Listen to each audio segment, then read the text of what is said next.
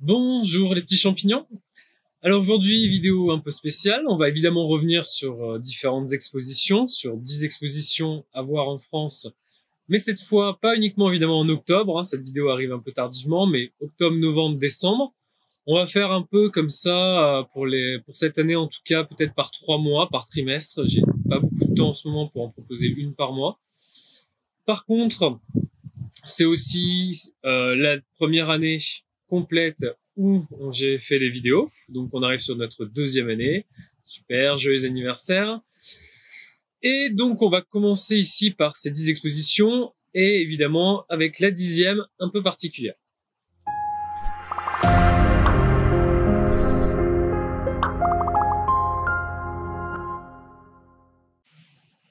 Nous commençons à Lyon avec une rétrospective au MAC jusqu'au 2 janvier 2022 des artistes Marina Abramovic et Ulay, qui sont vraiment les pionniers de la performance. L'un est allemand, l'autre est yougoslave. Ils ont été mis en couple dès en 1975. Et c'est vrai que le MAC Lyon, ici, pour cette rétrospective, possède vraiment toutes les œuvres qui sont communes à ces artistes dans une sélection qui a été choisie particulièrement par rapport à une rétrospective d'une exposition faite en 1965.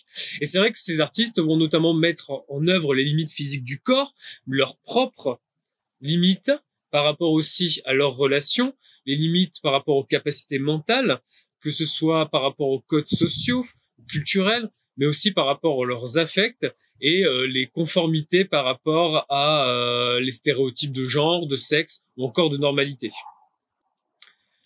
À Lille, nous avons donc une exposition jusqu'au 12 décembre 2021 de Giorgio Griffa, Merveille de l'inconnu. C'est au LAM. Et ici, nous avons en fait un peintre qui est là pour représenter un peu le mystère. Il est considéré comme un des artistes les plus radicaux du néo-avant-garde italien. Ce sont des œuvres notamment sur papier, sur toile, qui sont assez libres et réduites à leurs composantes vraiment fondamentales. La toile, la touche, la couleur. Donc c'est vrai qu'à ses débuts, il était proche de l'Arte Povera, de MPPT ou encore de ce groupe Super Surface, avec lesquels il va partager notamment la radicalité au terme du dépouillement de la forme, mais aussi l'idée de la série. Ici, l'artiste n'est pas non plus en donnant une attache particulière à tout ce qui va être la matérialité des œuvres. À Montpellier, au MoCo, à l'hôtel des collections, du 13 novembre jusqu'au 13 février, c'est l'épreuve des corps. Alors ici, c'est 28 artistes qui vont vraiment s'emparer de l'image du corps, de l'image de la psyché du corps et sa représentation à travers l'histoire.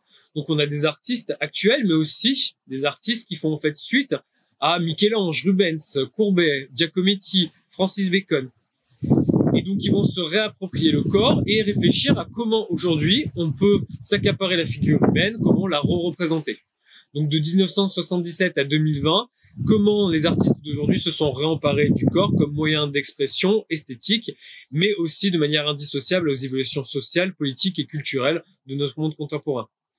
À Paris, nous avons l'exposition Amygdale Lost and Found, une exposition personnelle de Heinrich Pirch, qui donc du 21 octobre au 27 novembre à la galerie Sans Titre 2016. Donc ici, il va composer avec différentes ruines, différents objets et symboles en fait du modernisme, qui va laisser comme ça dans une installation dans laquelle le spectateur va essayer de se retrouver comme un archéologue dans cette scène, et il va voir ces meubles comme ça avec des cactus, des champignons, un humus comme ça qui a poussé sur cette modernité. À Marseille, nous avons Éric Bourré avec l'exposition Flux à la Vieille Charité, qui est donc présent du 27 octobre jusqu'au 28 février. Nous avons une exposition qui va revenir en fait sur les 10 dernières années de création de l'artiste. Un artiste qui s'immerge notamment dans des espaces de prédilection où il va être à la recherche comme ça des flux un peu chaotiques, mouvants de la nature, et ces images cherchent à capturer ces mouvements et ces flux comme une sorte de Big Bang originel dont il cherche encore l'origine. Et donc en découle une œuvre qui est assez vibrante et qui est notamment une réflexion poétique autour de la marche, de la fluctuation au sein de notre environnement, de l'expérience intime de l'arpentage. À Nantes, nous avons l'exposition L'Abîme du 16 octobre jusqu'au 19 juin. Et en fait, nous avons ici une exposition qui va revenir sur Nantes dans le traité atlantique et l'esclavage colonial de 1707-1830. Donc c'est donc au musée d'histoire qu'on va essayer de proposer une collection qui va révéler un peu des traces, un peu invisibles au premier abord, mais du destin au final et de la participation de Nantes au système colonial. donc de revenir un peu sur le réel de la ville, sur son réel passé d'esclavagiste. Donc on a une exposition qui est volontairement ici, qui va être immersive, pour rendre en fait de manière subjective et sensible l'abîme qui va rendre compte entre la complexité du réel, et ici l'occasion de redécouvrir à travers des documents officiels, en fait, ceux qui ont vécu cette vie captive à travers des documents, à travers des témoignages. À Avignon, du 9 octobre au 19 décembre 2021, nous avons Lumière, Espace et Temps. Et nous avons en fait 14 artistes qui vont rendre hommage à l'artiste Nicolas Schoeffer. Donc c'est au Grenier à Sel. Et c'est vrai que Nicolas Schoeffer, c'était vraiment un des précurseurs de l'art cybernétique, des arts électroniques, des rencontres entre les différentes disciplines artistiques. Et en fait, en rendant hommage ici à cet artiste, on va présenter un ensemble de différents films, d'expériences visuelles qui vont être comme ça au carrefour vraiment des différentes technologies et des sciences. Donc c'est principalement une recherche autour du temps, du mouvement de la matière, de l'expansion de l'œuvre dans l'espace, de la relation entre la réalité, la technologie, l'interaction de l'homme à la machine. À Angers, c'est Drix avec Un suppôt et au dodo à la galerie Corbata Rosa du 13 octobre au 28 novembre 2021. Donc c'est sa première exposition personnelle à la galerie. Et ici, Drix, c'est un artiste qui est né en 83 à Strasbourg. Et en fait, il met comme ça sur du papier, sur du bois, mais aussi sur la peau, puisque Drixé, c'est aussi un tatoueur. Et il va essayer de mettre un style à la fois brut, mais aussi assez délicat, avec des lignes sombres qui vont dessiner des sujets qui vont mêler justement ces influences du tatouage, mais aussi l'illustration, la gravure. En fait, des créations qui s'inspirent aussi des moments de l'actualité et en fait, toujours présentées avec beaucoup d'humour.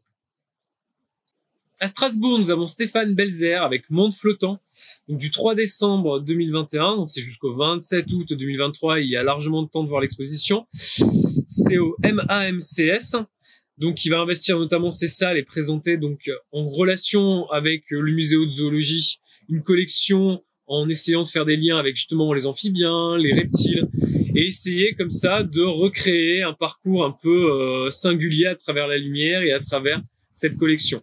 Vraiment en jouant sur la couleur, sur les transparences, sur le bocal, les contenants, comme ça, de cet univers un peu fantasmagorique, puisqu'on est vraiment à la frontière de la figuration, mais aussi de l'abstraction. Donc l'objet scientifique, mais aussi comme source d'inspiration ici pour le peintre. Et exceptionnellement, donc en dernière proposition, une exposition qui n'est pas en France, mais au Luxembourg, puisqu'elle est au musée au MUDAM. C'est Post-Capital, art et économie à l'ère du digital. Et en fait, c'est du 2 octobre jusqu'au 16 janvier. Donc, c'est une exposition qui va réunir notamment des sculptures, de la peinture, mais aussi de la photographie, de la vidéo, de la performance. S'intéresse notamment à la nature, mais à la nature de la production, en réalité, à la consommation et à la richesse. Donc, c'est vraiment conçu comme une représentation d'une époque marquée aujourd'hui avec des incertitudes liées des profonds bouleversements. Et en fait, le paradoxe entre le système capitaliste et à la fois la dépendance à ces progrès technologiques qui est menacée notamment par ces développements et qui menace notre environnement. Sur ce, j'espère que cette vidéo vous a plu. Donc, il y a plein de vidéos qui sont prévues. Donc, on va pas revenir sur les expositions avant janvier. Là, on va se concentrer sur une trilogie de vidéos qui va revenir sur des mouvements artistiques qui se passent avant le maniérisme, le classicisme et le baroque. On va faire un petit retour en arrière, une petite trilogie de vidéos. Et puis, on va continuer aussi avec les art versus motion, avec différentes œuvres artistiques qui ont influencé le cinéma, la série et les jeux vidéo. Et la prochaine vidéo, ce sera donc sur une série. Sur ce, j'espère que vous restez toujours créatifs. Merci à vous. Au revoir.